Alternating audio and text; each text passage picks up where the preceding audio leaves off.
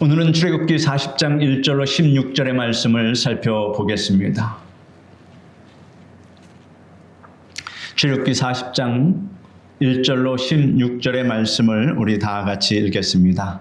여호와께서 모세에게 말씀하여 이르시되 너는 첫째 달 초 하루에 성막 곧 회막을 세우고 또 증거궤를 들여놓고 또 휘장으로 그 궤를 가리고 또 상을 들여놓고 그 위에 물품을 진설하고 등잔대를 들여놓아 불을 켜고 또 금 형단을 증거궤 앞에 두고 성막문에 휘장을 달고 또 번제단을 회막의 성막문 앞에 놓고 또 물두멍을 회막과 제단 사이에 놓고 그 속에 물을 담고 또 뜰 주위에 포장을 치고 뜰 문에 휘장을 달고 또 관유를 가져다가 성막과 그 안에 있는 모든 것에 발라 그것과 그 모든 기구를 거룩하게 하라. 그것이 거룩하리라. 너는 또 번제단과 그 모든 기구에 발라 그 안을 거룩하게 하라. 그 제단이 지극히 거룩하리라.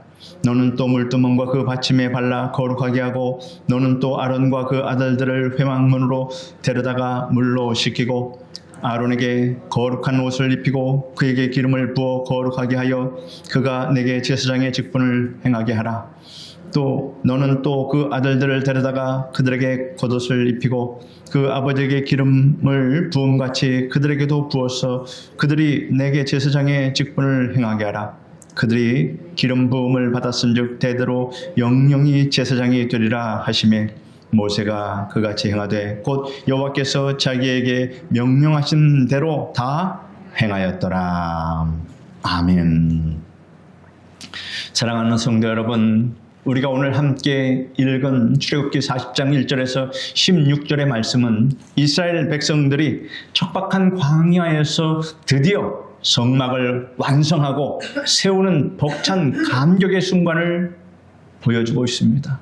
지금까지 이러한 것들을 다 제가 설명드렸는데 이것이 이제 완성체가 되는 거룩한 장면이 펼쳐집니다. 얼마나 보람이 있습니까? 본문 2절을 보면 하나님께서는 모세에게 너는 첫째 달 초 하루에 성막 곧 회막을 세우라 라고 말씀하고 있습니다. 첫째 달 초 하루는 이스라엘 백성이 애굽을 떠난 지 정확히 1년이 되는 그런 날입니다.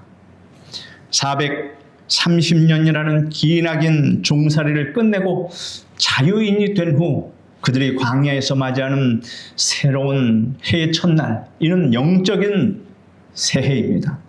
하나님의 성막은 단순한 건축물의 완성이 아니라 이스라엘 백성의 삶의 중심에 이제 하나님께서 온전히 좌정하시겠다는 영적인 대관식과도 같습니다. 과거에는 그들이 누구를 섬겼습니까?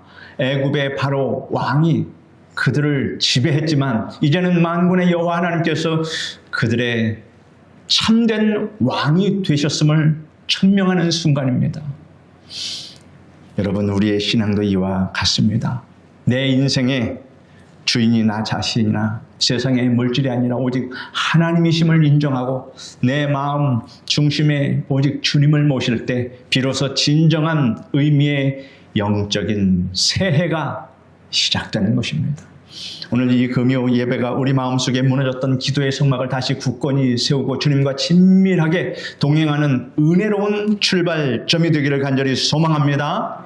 하나님께서는 성막을 세우는 구체적인 순서를 모세에게 일러주시면서 가장 먼저 증거궤를 들여 놓으라고 3절에서 명령하십니다. 증거궤는 하나님의 말씀인 십계명 돌판이 들어있는 곳으로 하나님의 임재를 상징하는 성막의 심장과도 같은 거룩한 성물입니다. 여러분, 만약에 이 증거궤가 지금까지 보존되었으면 여러분 그것이 어디에 있든 우리는 한번 보고 싶어서 달려갔을 것입니다. 자칫 잘못하면 그것을 우상으로 섬기는 폐단도 생겼을 것입니다. 하나님께서 그러한 불의한 일들이 생기지 않도록 이 증거궤를 아무도 찾지 못하게 하신 것입니다. 마치 모세의 시체를 아무도 찾지 못하여 무덤을 만들지 못하게 한 것과 똑같은 것입니다. 우리의 신앙이 비바람에도 굳건하게 서기 위해서는 가장 먼저 하나님의 말씀이 우리의 심령 깊은 곳에 확고하게 여러분 자리 잡아야 합니다. 우리가 아무리 헌신적으로 봉사하고 많은 수고를 한다고 할지라도 그 중심에 십자가의 복음과 생명의 말씀이 없다면 그것은 아무것도 아닙니다. 시편 119편 105절에 보면 같이 읽어볼까요? 주의 말씀은 내 발의 등이요 내 길의 빛이니이다. 우리가 이렇게 고백을 해야 합니다. 그래서 하나님이 말씀하시면 하는 것이고, 하나님이 말씀하지 않고 하나님이 기뻐하지 않으면 무슨 일이라도 치워버려야 합니다. 어디로 가야 할지 막막한 광야 같은 세상을 살아갈 때 흔들리지 않는 나침반이 되어서 우리의 길을 인도하는 것은 오직 변치 않는 하나님의 말씀뿐입니다. 성도 여러분, 여러분의 마음 지성소에는 지금 하나님의 말씀이 가장 귀한 자리에 모셔져 있는지 한번 생각해 보시기 바랍니다. 어떠한 시련과 풍파 속에서도 그 말씀을 꽉 붙들고 나아갈 때 주님께서 여러분의 발걸음을 평강의 길로 인도해 주실 줄 믿습니다. 말씀의 교를 모신 후에 떡상과 등잔대와 금 향단을 차례로 진설하라고 말씀하십니다. 이것은 생명의 떡이신 예수 그리스도를 매일 영적 양식으로 삼고 세상을 밝히는 등잔대처럼 빛된 삶을 살며 금 향단의 향연처럼 쉬지 않는 기도로 하나님과 교제해야 할 것을 가르쳐주고 있습니다. 말씀의 은혜가 흐르고 기도의 향연이 끊이지 않는 심령, 그것이 바로 주님이 가장 기뻐하시는 거룩한 성전의 모습이라고 하는 것입니다. 이어서 하나님은 9절에서 아주 놀랍고 중요한 명령을 내리십니다. 또 관유를 가져다가 성막과 그 안에 있는 모든 것에 발라 그것과 그 모든 기구를 거룩하게 하라. 그것이 거룩하리라 라고 말씀하고 있습니다. 관유라고 했습니다. 관유는 단순히 일반적인 가정에서 쓰는 기름이 아니라 하나님께서 모세에게 직접 그 배합법을 정해주신 매우 특별하고 거룩한 기름이었습니다. 출애굽기 30장에 보면 그 구체적인 성분과 제조법이 기록되어 있습니다. 하나님은 모세에게 액체 모략 500세겔과 향기로운 육개 250세겔, 향기로운 창포 250세겔, 계피 500세겔, 그리고 감람, 기름, 올리브유 한 흰을 가져다가 배합하여 관유를 만들라고 했습니다. 이것은 향을 제조하는 법에 따라 만든 거룩한 관유입니다. 성막을 짓는데 사용된 조각목이나 노쇠, 또 짐승의 가죽들은 광야에서 흔히 볼 수 있는 광범하고 평범하고 거친 재료들입니다. 그 재료는 단단히 대단히 특별한 것이 없는 아주 보잘것없는 그런 물건들이었습니다. 그러나 그 평범하고 투박한 기구들에게 거룩한 기름 즉 관유가 발라지는 그 순간 그것들은 세상과 완전히 구별된 하나님의 거룩한 성물로 변화된다 하는 것입니다. 여기서 이 관유가 뜻하는 것이 무엇일까요? 바로 성령님의 기름 부으심, 이것을 상징하는 겁니다. 우리 자신의 모습을 조용히 돌아보면 질그릇처럼 연약하고 흠집이 많아 참으로 부족하게 느껴질 때가 많습니다. 하나님께서 어찌 나 같은 사람을 보잘것없는 나를 만세전에 택하여 주시고 나를 하나님의 자녀로 삼아 주었던가. 내 자신을 돌아봐도 아무것도 내세울 것 없는 그러한 인생인데 하나님께서 나를 거룩한 자녀 삼아 주셨다 하는 것을 여러분 느낄 때가 많지 않습니까? 때로는 지나온 세월에 무게에 지쳐 낙심하기도 하고 내 힘으로는 도저히 해결할 수 없는 인생의 장벽 앞에서 한없이 작아지는 그런 경험도 많이 했습니다. 하지만 성도 여러분, 우리의 진정한 가치는 나의 능력이나 조건에 있는 것이 아니라 내 안에 부어진 하나님의 은혜, 성령의 임재에 있다라고 하는 이 사실을 믿으시기를 바랍니다. 부족하고 연약한 우리 삶에 성령의 거룩한 기름이 부어질 때 우리는 하나님의 영광을 담아내는 존귀한 성전으로 눈부시게 우리 자신이 변화됩니다. 세계적인 명품 바이올린 제작자 스트라디바리에 관한 그런 유명한 일화가 있습니다. 그가 길거리에 버려져 굴러다니는 평범한 나무 토막이나 부서진 낡은 나무 조각을 주워다가 악기를 만들었다고 합니다. 사람들이 거들떠 보지도 않고 발로 걷어차던 그 볼품없는 나무들이 거장의 손길을 거쳐 정성껏 다듬어지고 특별한 칠이 입혀지면 수백억 원을 호가하는 세상에서 가장 아름다운 영혼의 소리를 내는 명품 바이올린으로 재탄생했다고 합니다. 하물며 천지를 창조하신 만왕의 왕이신 하나님께서 우리를 창세전부터 택하시고 예수 그리스도의 보혈과 성령의 기름으로 친히 덮여주셨는데, 그러면 우리는 이 바이올린보다 못하겠습니까? 수백억 원 하는 바이올린과는 비교도 안 되는 그러한 존귀하고 아름다운 존재가 되었다는 이 사실을 늘 여러분 자각하시고, 여러분 예수 믿고 신앙생활 한다는 이 자긍심을 늘 장착하시기를 바랍니다. 그래서 어디서든지 예수 믿는 사람으로 당당하게 그렇게 여러분 성결한 삶을 사시기를 바랍니다. 여러분의 삶은 결코 시시하거나 무가치하지 않습니다. 성령으로 기름 부음 받은 여러분 한 분 한 분은 세상 그 무엇과도 바꿀 수 없는 하나님의 최고의 걸작품입니다. 이 놀라운 구원의 은혜와 사랑을 기억하면서 매일의 삶 속에서 당당하게 여러분 믿음으로 승리하는 여러분 되시기를 축원합니다. 이제 12절부터는 하나님께서 아론과 그의 아들들을 구별하여 제사장으로 세우시는 거룩한 예식이 등장합니다. 아론과 그의 아들들을 구별해서 제사장으로 세우시는 그런 임직식 같은 그런 예식을 그때도 행했다 그런 얘기입니다. 하나님은 그들을 회막 문 앞으로 데려다가 먼저 물로 씻기게 하셨습니다. 하나님을 섬기는 제사장의 직분을 감당하기 위해서는 세상의 더러움과 죄악의 찌꺼기들을 말씀의 물과 회개의 눈물로 깨끗하게 씻어내는 정결함이 반드시 선행되어야 합니다. 여러분, 성직은 아무나 맡을 수 있는 것이 아닙니다.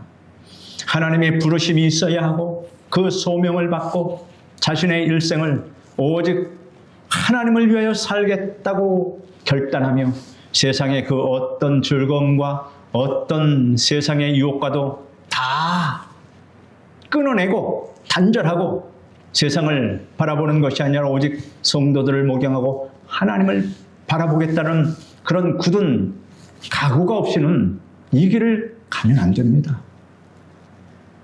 그런 각오가 있으면 하나님께서 그 앞길을 성결하게 하시고 참되게 하시고 하나님이 인도해 주십니다. 그래서 주의 종들은 세상의 즐거움을 요구하지도 않고 바라지도 않고 하고 싶은 욕망도 전혀 없습니다. 예전에는 그렇게 취미생활도 하고 잘 하던 것도 주의 일을 위해서 저절로 하나님이 다 끊어주십니다. 그런 욕망을 갖게 하지를 않으십니다. 그래서 좋은 데 가서 구경하고 좋은 음식 먹고 하는 그런 거에 여러분 목매지 않습니다. 오직 하나님 말씀을 준비하고 영의 양식을 잘 요리해서 우리 성도들에게 어떻게 하면 최고의 양식을 드릴까 그 방법을 연구하고 부단히도 애쓰게 됩니다. 오직 주의 일만 하는 것입니다. 그럴 각오 없이 주의 길을 가려면 많은 환난이 따라오고 잘못하면 사꾼이 되는 겁니다. 베드로전서 2장 9절을 보면 너희는 택하신 족속이요 왕같은 제사장들이요 거룩한 나라요 그의 소유된 백성이라고 우리를 영광스럽게 불러주셨습니다. 여러분, 이 말씀은 제가 요한계시록에서 잘 설명해 드렸습니다. 이 땅에서 여러분 왕같은 제사장으로 살지만 실제 이것이 이루어지는 그날은 천년왕국이 지상에 임할 때 여러분은 어떤 몸을 입는다고 그랬습니까? 부활의 몸을 입게 됩니다. 또 세상에는 그 환난을 통과한 육신의 몸을 입은 사람도 있었다고 했습니다. 부활의 몸을 입은 여러분은 여러분이 다 부활의 몸을 입어야 됩니다. 휴거를 받아야 부활의 몸을 입는데 믿음이 확실하지 못하면 육신으로 남아서 환난의 7년을 건너가게 됩니다.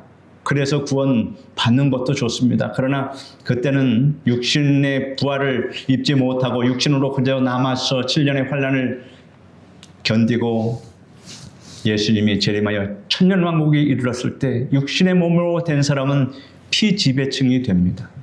그리고 부활의 몸을 입고 예수님과 같이 지상에 같이 내려올 때 부활의 몸을 입은 사람은 지배층이 됩니다. 나뉘어집니다. 그래서 지배층인 부활의 몸을 입은 여러분은 이 왕 같은 제사장이라는 직분을 실제로 행하게 된다 하는 것을 계시록에서 말씀을 드렸습니다. 여러분 이를 소망하시길 바랍니다. 목사님 내가 왕이 되다니요. 맞습니다. 왕이 됩니다. 이것을 여러분 자랑스럽게 여기시고 자부심을 가지시길 바랍니다. 구약시대에는 아론의 자손들만 제사장이 될 수 있었지만 이제는 우리는 예수 그리스도의 십자가 은혜로 말미암아 모두가 이 시대의 왕같은 영적인 제사장으로 부름을 받았다라고 하는 사실. 제사장은 하나님과 세상 사이에서 서서 하나님의 크신 복을 이웃에게 흘려보내고 세상을 가슴에 품고 하나님께 눈물로 기도하는 거룩한 중보자입니다. 여러분 눈물 흘리면서 이 중보기도 많이 하고 계시지 않습니까? 내 남편을 위해서, 자녀를 위해서, 우리 일가 친척들을 위해서 이런 중보자 역할을 여러분이 지금 하고 계시다는 것입니다. 여러분은 가정과 교회를 살리는 기도의 파수꾼이라고 하는 이 사실을 믿으시길 바랍니다. 여러분의 가정에서 그리고 우리 교회와 이웃들 사이에서 여러분은 하나님의 사랑을 전하는 축복의 통로이자 깨어있는 기도의 파수꾼이라고 하는 이 사명을 잊지 마시기를 바랍니다. 우리의 끊임없는 중보 기도를 통해서 사랑하는 자녀들의 영혼이 살아나고 위기에 처한 가정이 회복되며 아파하는 이 땅에 병든 이 땅에 타락한 이 땅에 하나님의 놀라운 치유와 평강이 임하게 될 줄 믿습니다. 마지막으로 본문 16절을 여러분 다 함께 주목해 보시기를 바랍니다. 모세가 그같이 행하되 곧 여호와께서 자기의 명하심대로 다 행하였더라 라고 하였습니다. 오늘 이 은혜로운 말씀의 가장 위대한 결론이자 신앙의 핵심이 바로 이 짧은 한 구절에 다 담겨져 있습니다. 모세는 위대한 지도자였지만 결코 자신의 생각이나 오랜 경험을 앞세우지 않았습니다. 인간의 이론을 앞세우지 않았습니다. 성막의 크기를 정하는 것부터 기구들의 정확한 배치, 제사장이 입어야 할 옷의 작은 장식까지 장식 하나까지라도 오직 여호와께서 명령하신 대로 다 준행했습니다. 무엇을 말합니까? 하나님은 이 말씀을 왜 우리에게 상고하고 듣게 하십니까? 너희도 그렇게 하라. 너희도 그렇게 하라. 여러분 오늘 이 믿음을 가지시길 바랍니다. 여러분도 그렇게 하시길 바랍니다. 저도 그렇게 하겠습니다. 애쓰고 힘쓰겠습니다. 애쓰고 힘쓰지 아니하면 하나님의 말씀을 가지고 말씀대로 살아갈 수 없습니다. 저절로 되는 것 아닙니다. 그러므로 여러분 부단히도 애쓰시기를 바랍니다. 순종은 기적을 낳는 씨앗이며 하나님의 임재와 영광을 우리 삶에 모셔오는 가장 확실하고 강력한 통로입니다. 내 뜻과 내 얄팍한 지혜를 온전히 십자가 앞에 내려놓고 주님의 말씀에 철저히 순종할 때 하나님은 그 순종의 터전 위에 우리가 상상할 수 없는 은혜의 구름으로 덮어주십니다. 그 은혜를 여러분 날마다 간구하시며 받으시길 바랍니다. 여러분의 소원이 이루어지는 것이 은혜 받는 것 아니겠습니까? 우리가 인생의 거친 광야를 걸어갈 때 때로는 눈앞에 길이 보이지 않아서 답답하고 불안하여 막막할 때가 얼마나 많습니까? 그러나 모세처럼 하나님이 말씀하신 대로 그의 의심 없이 묵묵히 순종하며 믿음으로 한 걸음 나아간다면 그 발걸음은 반드시 그 최종의 결론은 축복과 안식의 가나안 땅에 이르게 된다. 모세는 가나안 땅에 들어가고 싶었지만 못 들어갔습니다. 대신에 백성들은 인도했습니다. 모세는 가나안 땅에 들어가기 전에 하나님께서 그냥 천국으로 인도하셨습니다. 모세의 사명은 딱 거기까지였습니다. 사랑하는 성도 여러분, 오늘 밤 우리 심령에 부어주시는 주님이 기뻐하시는 이 거룩한 성막을 여러분 다시 아름답게 여러분이 세우시길 바랍니다. 내 마음의 가장 중심에 생명의 말씀의 교회를 모시고 법궤를 모시고 기도에 끊임없는 향연을 피워 올리며 매 순간 성령님의 충만한 기름 부음을 여러분 간절히 구하시기를 바랍니다. 그리하여 모세와 같이 하나님께서 명하신 대로 다 행하는 온전한 순종의 삶을 살아감으로써 우리 남은 평생의 삶이 주님의 크신 영광과 기쁨으로 여러분 인생에 가득 채워지기를 주 예수 그리스도의 이름으로 축원합니다. 기도하겠습니다. 거룩하신 하나님, 오늘 말씀에 큰 교훈과 우리 마음에 새겨져야 할 귀중한 말씀을 우리에게 주시니 참으로 감사합니다. 우리가 하나님의 말씀을 믿고 하나님의 말씀에 순종하여 따라 살아갈 때 우리 앞에 어떠한 이론도 핑계도 되지 않고 하나님이 기뻐하시면 그 길을 가고 하나님이 기뻐하시지 아니하면 누가 뭐래도 그 길을 피할 수 있도록 우리의 믿음을 더욱더 확고하게 하여 주시옵소서. 예수님의 이름으로 기도드립니다. 아멘.